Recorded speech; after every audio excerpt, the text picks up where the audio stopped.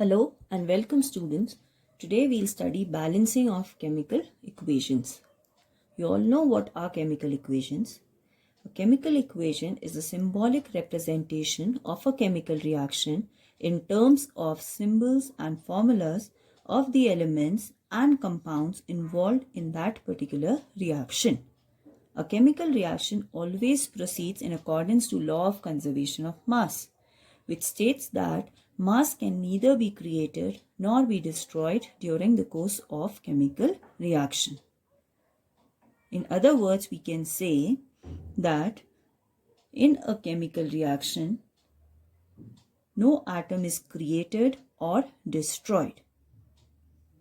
So if we see this particular example here, okay, formation of ammonia, nitrogen combines with hydrogen to give ammonia.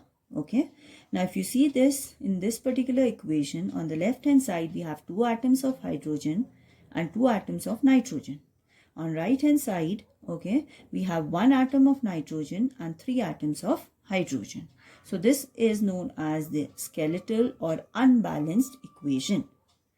Now we need to balance this as this reaction proceeds in accordance to law of conservation of mass. So for balancing this, we use suitable coefficients. These coefficients are the numbers which are used to balance and equalize the number of atoms of each element involved in that particular reaction.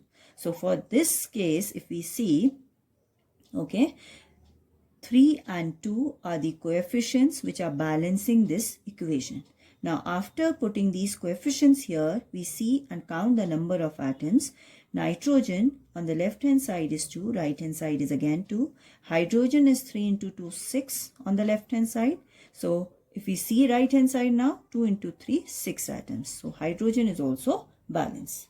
Now we'll take few more examples, okay, to learn balancing of chemical equations. We start with the simplest one, okay.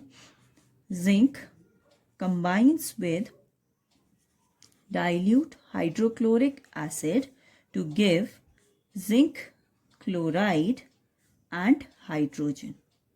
Okay, so for this particular reaction, if we see, okay, the number of atoms of zinc, hydrogen and chlorine on the left hand side, okay, if we see the atoms there, zinc is 1, hydrogen is 1, chlorine is again 1.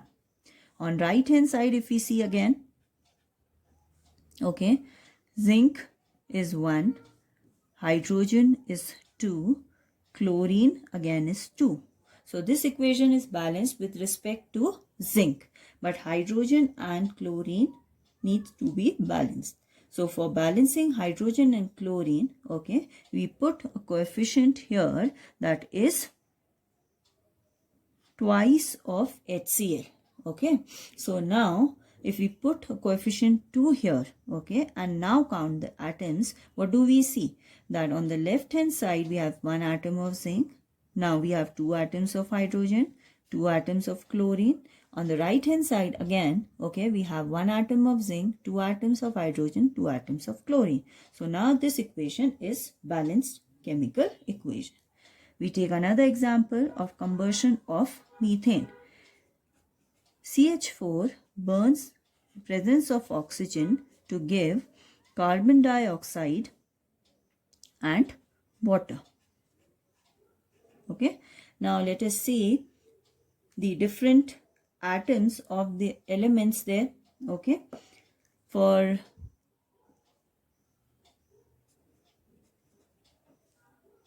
this particular equation, if we see, okay, carbon, okay, is 1, hydrogen is 4, oxygen is 2. On the right hand side, if we see again, okay, we have 1 atom of carbon, we have 2 atoms of hydrogen and we have 3 atoms of oxygen. Okay, so again this equation is balanced with respect to carbon, but it is unbalanced with respect to hydrogen and oxygen. So in order to balance this equation now, okay, we put a coefficient 2 in front of O2 here, okay, that is oxygen, All right. Now if I put 2 in front of O2, this will change the number of oxygen atom on the left hand side. From 2, it becomes 4 now. Okay. Now I come to right hand side of the equation. Okay. Here I have 3 atoms of oxygen. So in order to balance the oxygen atoms and make it 4, okay, I'm putting a 2 in front of H2O. Now this gives me 2 plus 2, 4 atoms of oxygen on right hand side. Okay. Now initially there were 2 atoms of hydrogen on right hand side. Now this also changes to 4 after placing this value 2 here. So now this equation, that is CH4 plus 2O2 gives CO2 plus 2H2O, is a balanced chemical equation. Okay. We can take another example there.